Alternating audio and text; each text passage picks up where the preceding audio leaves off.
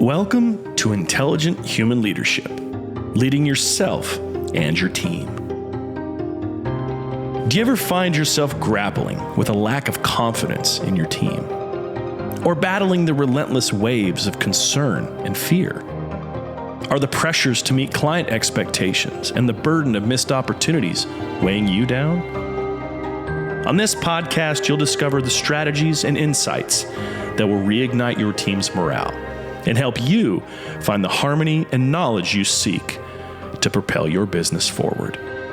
Here, we explore innovative ways to reignite your creative spirit and achieve greatness, empowering you to lead with intelligence, compassion, and resilience.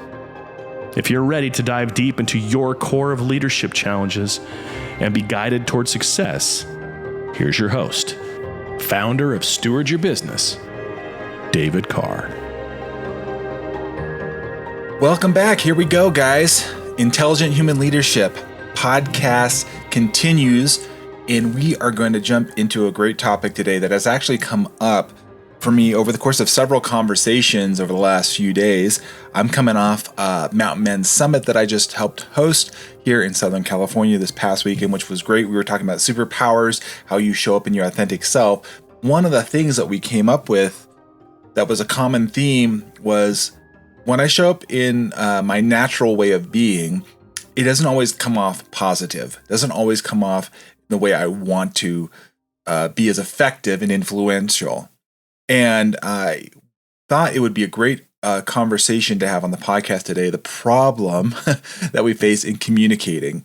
We all know communication is vital. How we show up, how we share with each other. For those of you that have followed me on the Business Roundtable podcast, I've had a group talk about the communication code, which I'm going to hit on again today. For those of you who watch me on the YouTube, the video feed, you'll be able to get a snippet and see my the book, and also I will bring up and share my actually own assessment here from the Giant OS system. But the problem I see here is that there are some folks that really struggle, and I'm going to focus and zero in on this particular aspect of critique, giving critique. You might remember in a past episode, we talked about the power of seeking feedback. And there's another thing about giving feedback, right? How do we do that in an effective way? How do we communicate critique effectively to where it's building, I call calling people up, not like calling people out. There's an intensity that can be brought that can be very damaging, but if you're very thoughtful, considerate in the way that you're presenting your critique, you're going to have much more of an impact in those that are receiving it. And so one thing I really like about Giant, as you guys hear me as a Giant certified guide, I bring different tools out of the toolbox. And this is another one that's a really great tool. And in fact, you can actually do it for free on my website. And if you message me, I'll send you the direct link where you can actually take this free assessment for how you communicate and where are your strengths in communication. From collaborating, showing care, celebrating, critique, clarifying. These are all different ways of communicating, and it's received on the other end differently. You may be expressing one way, and it may be received differently on the other end. And so if we're not conscious of this, then we're going to stunt our growth, ourselves and our team. There's a difference between constructive and destructive critique, right? And so how we do this, and if it's done well, it's going to show up in how your team behaves, how they cooperate, how they collaborate. What is that culture and synergy you're experiencing? And we can inspire innovation, inspire and engage your team. If we rule out of fear, manipulation, oppression, I don't think people intend to do them this way. I really don't think they know, but they don't know any better. And so I'm going to give you a tool here and help you become that more intelligent leader. Again, I'm always here as your advocate in this podcast to be that person, to take knowledge and apply it. I've talked about that in a previous episode. It's one thing to get information or knowledge. We've got a lot out there. I want to help you apply this practically in your life, in leading your teams. Now, I come from a place of learning this about myself. And it's a spectrum. We're on this journey of learning these skills and abilities. We aren't born with them. We have not mastered these from the get-go. I don't know anybody that has.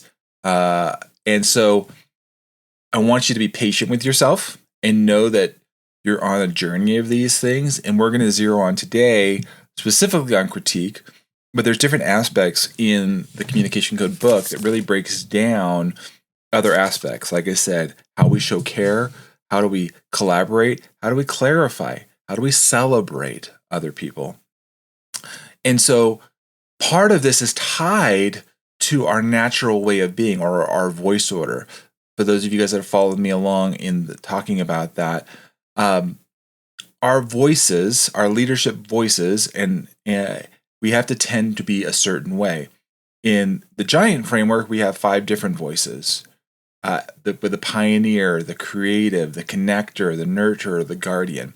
Each one of those comes from a different frame of their default way of either showing care, critique, clarifying, collaborating, celebrating. And so what I found is oftentimes those that are at what I call a pioneer voice, or is that person that is a very strong-willed, very mission-driven, their strategic vision, they're results-oriented, they want to win. And that's not a bad thing. But what happens is when that becomes all-consuming and they don't look at the other voices on their team, their critique or their feedback that they are giving can be damaging. And so what we want to do on this podcast is help you, number one, identify if you are that person, and number two, are you on the receiving end of that?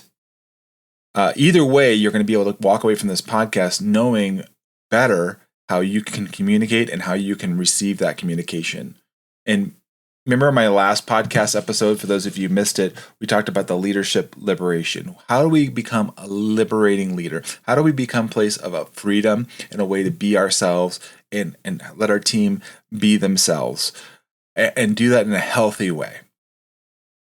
So step back, take a moment, and I want you to think about what does it look like to be on the other side of you when giving critique, when giving feedback. How is that being shared and how is that being received?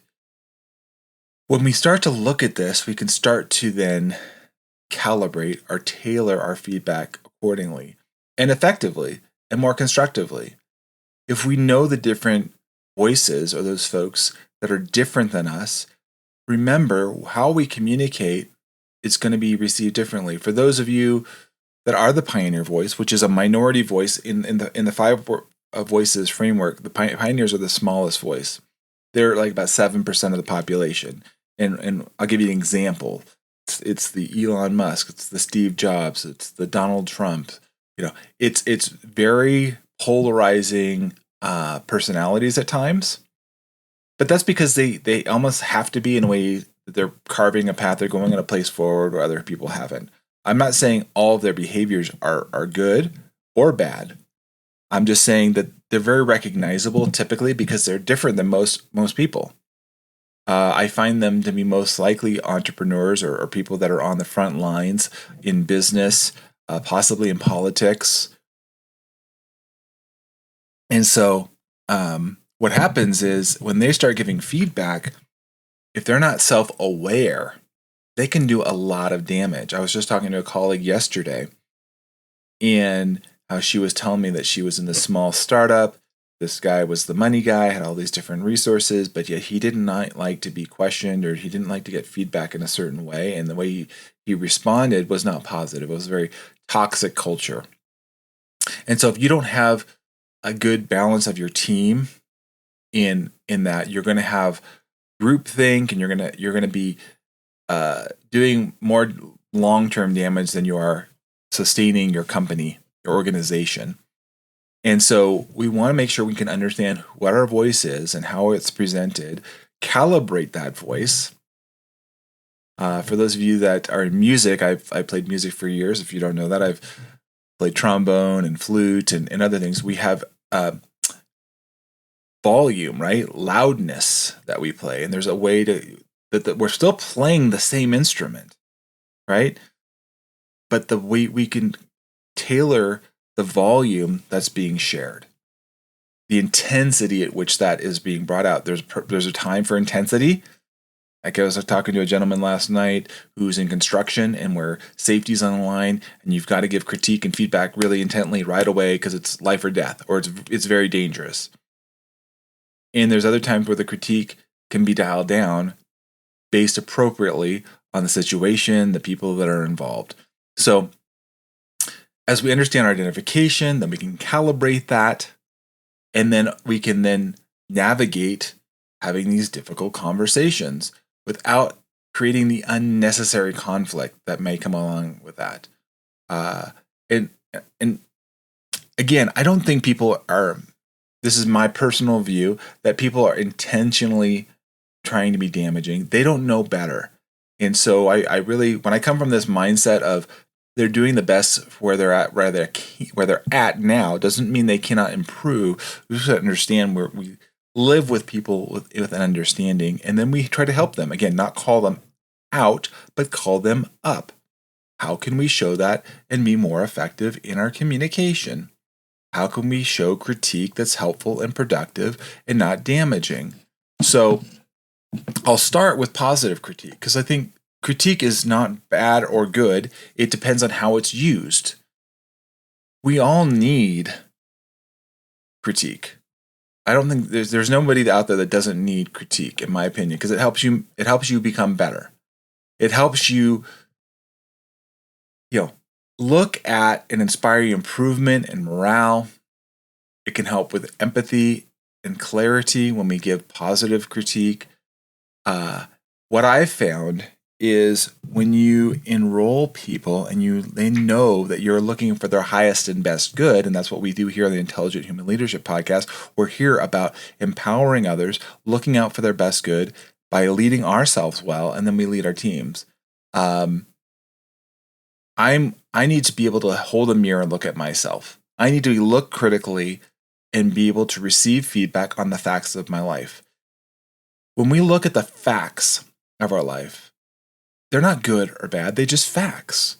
And so I want to encourage you that when you're getting feedback, positive feedback is just going to assess your facts. They're not putting value on them, necessarily good or bad. It is what it is right now. And when you can get feedback in that way, you're going to be able to make improvements. So for those of you, I'll give you some examples. I work with some different clients on proposals. And oftentimes, if they lose a proposal, you want to do a debrief. You want to understand, what was it about that proposal that we didn't get selected, or we got points for a certain level. Now, you can be emotional and say, "Oh, this is stupid. I can't believe that they would do this for us," but that doesn't help you improve. So by blaming or minimizing it, it's not going to help you make that change going forward. What I invite you to do is to seek the critique and see what it is. Determine whether or not it has value or not, but get the critique at least so you can determine that. Listen and learn. I just wrote up a whole series of questions for a client to give her questions on a debrief to get better understanding about why they weren't selected. Was it for costing reasons? Was it because the scope wasn't responsive in a certain way? These are important. I've done so many different performance reviews, for example, with staff. and I seek to get feedback, critique. How can they improve, or what is it they need to improve on? Now, sometimes critiques come in and it helps you point to the fact that, you know what, I'm really not that good at this area. And that's not a bad thing. It means, you know what, I shouldn't be focusing in this aspect. For me, it's, one area that I got feedback on, and I was a director of biological resources at a firm, was the quality control. Some of the issues that we needed in our reports wasn't quite there. Now, I kind of gotten defensive about it and had my ego get in there, but I realized, okay, you know what? It can be improved. There's room for improvement here. And what it allowed, when I was able to receive that critique in a non-defensive way, it allowed somebody else to come into the organization and to improve that aspect of the organization. I pivoted and I focused in a different area of mentorship and business development, which I was actually better at. So it helps you clarify too, where are the areas I'm stronger in and where are the areas that I am not as strong. And that's great, because it actually helps you move in the direction you're going to be most effective in. And so when we look at this, we can improve our clarity, how we're communicating, right, through our critiques. And so if we don't do that, right, there's damaging pitfalls in the way the critique is shared and becomes negative. It becomes an experience that people resent or pull back from. Again, how are you delivering that? And who are you delivering it to, right? If you poorly deliver a critique, it can demotivate or alienate your team members to the point where you're losing people. And you know the cost, if you're a business owner or leader trying to hire and get somebody onboarded, it takes time and your production goes down. So you're much better trying to manage what you already have. Of course, there's always attrition, but if your critique is really scathing, and what we did, I was talking to some men last night, and about this idea of critique or complaining or challenge, right? We all have challenges. And so are we able to show grace, understanding, appreciation for where this person is coming from, or are we just stuck in our own, our own perspective? Like, put ourselves in their shoes, listen and learn from where they're coming from. Because you can become, the risk of your critique could be even perceived as more personal than it is professional. If you're not careful and not aware, this can lead to lawsuits. This can lead to a lot of complications, which you don't want to have. You want to be really clear in that. You don't want to go through litigation and feedback because they feel like they're unduly persecuted or singled out for critique. And that's not going to leave you being that intelligent human leader. That's going to leave you ineffective in leading teams. So the importance of timing, context, tone. How many of you have ever started writing an email back, again, firing critique as to a response, and you're slow down before you hit that send button? How many of you have had that feeling like, man, I wish I wouldn't have sent that, or I should have delayed my response, especially on phones, right? We can text back really quickly. Understand that. And remember, writing is you have to infer tone. That is hard because you don't know how it's coming across. So when is the right timing to share critical feedback? I've even asked people this. You could use this as an example. Are you willing to receive feedback at this time? Are you open to receiving that? Some people are not. And honestly, if they're not, even if these are coworkers, and they're like, no, I don't really hear it, you can share it, but it's really not going to have the effect that you desire. And in fact, it's probably just going to make more of a wedge. But the fact you'll understand that the person says, no, I'm not in a place. However, what I would suggest if they defer that to you, say, when would be a good time in the next day or two? Shouldn't be going on for days or weeks. You should be able to find a resolution, or at least share. Maybe you don't have a resolution, but at least you're able to share a critique in a healthy way. And so where I found this, there's so many different scenarios here. I could go on probably for this whole podcast just talking about this alone. But an example of, again, negative critique where I've seen, unfortunately, is where this is brought out of anger, out of frustration. It's done in front of a group where you're singling out somebody and making them feel really bad. The other group feels threatened because they don't know if they're next. And so look and reflect on how you communicate. So I'm gonna show you a tool here briefly where you can go in, and for those that are watching this podcast, you're gonna get a little sneak peek into my own communication code assessment. And so what does that look like? I want to see David. So I'm going to share that with you here, and you guys are going to get to see that on my screen. And I'll describe it to you for those of you that are listening in. When we look at the communication code assessment, it's a very quick little tool.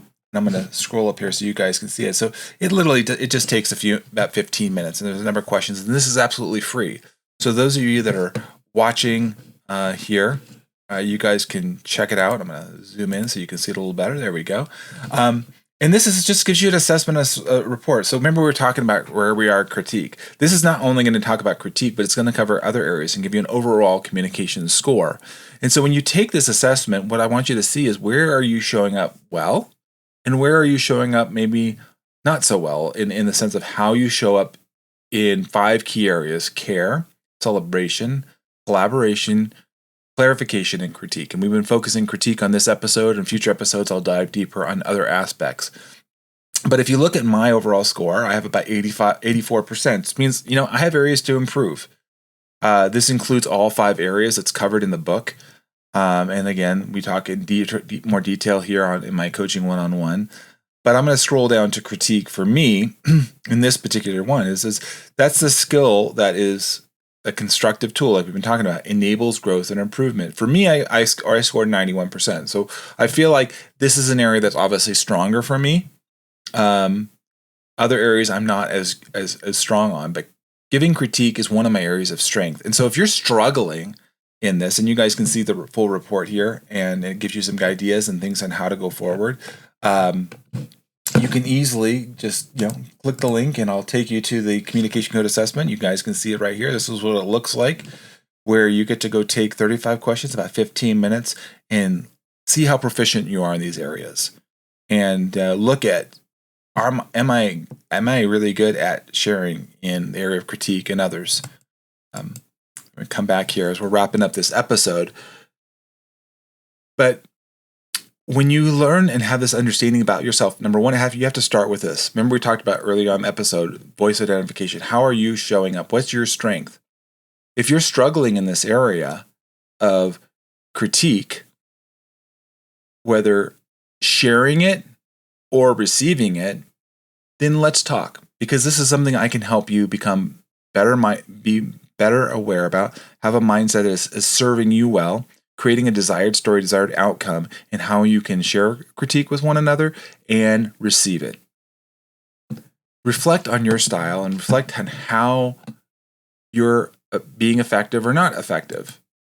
And be honest and get that feedback. In that last episode of the liberation, we talked about, are you a liberating leader? Are you in a place of high support or high challenge, or both? We want to be in a place where we're both. But sometimes we may be in a place of high challenge in our critique, and that's demoralizing. That can turn off your team. And so sometimes where I've struggled, where the trying to critique, unfortunately, showing high support and not really giving them the necessary critique that they need to be successful. That's also demoralizing as well and frustrating. And so understanding that your critique has a lasting impact on your team, the leadership, the development of your team. You can take this giant communication code assessment absolutely free and get moving in the right direction, helping you build your team, your network. This could even be with clients, how you show critique and feedback, or how you receive it from them. how we can be that most intelligent human leader. So if this resonates with you and you're hearing this and you're saying, David, you know what? I know I can improve in this area, and it's something that I've been struggling with for a while. Reach out to me. That's what we do in Steward Your Business. That's what I work on with both business owners and individuals, that helping and empowering you to be that most intelligent human leader. Number 2, share, leave a review here of the podcast. That helps me reach more people and help them become that most intelligent human leader. My point here in the podcast is bringing you value and bringing you ultimate victory in your life, becoming more successful, your business, in your relationships ultimately, right? Because it's not just your business. We talk about that here, but it spills over into your relationships. Hopefully the stress that you feel in your physical body goes down. You're feeling healthier and well, and you're at peace in your life, and you're finding that place where I'm getting wholeness. And so that's where I'm along. I'm your advocate here, David Carr, Steward Your Business. I appreciate you guys following along, connecting with me, whether it be LinkedIn, Facebook, Instagram, you name it, TikTok even. Just look up David Carr, connect with me. I would love to hear from you. I love your feedback, love your comments, and I want you guys to keep coming back more so you will know that I'm an advocate here on the Intelligent Human Leadership Podcast, guiding you and your teams to become the best that you can be. Until next time, take care, you guys. Keep communicating well, sharing critique positively and effectively, leading your teams effectively. Thanks, guys. Have a great day. We'll talk to you soon.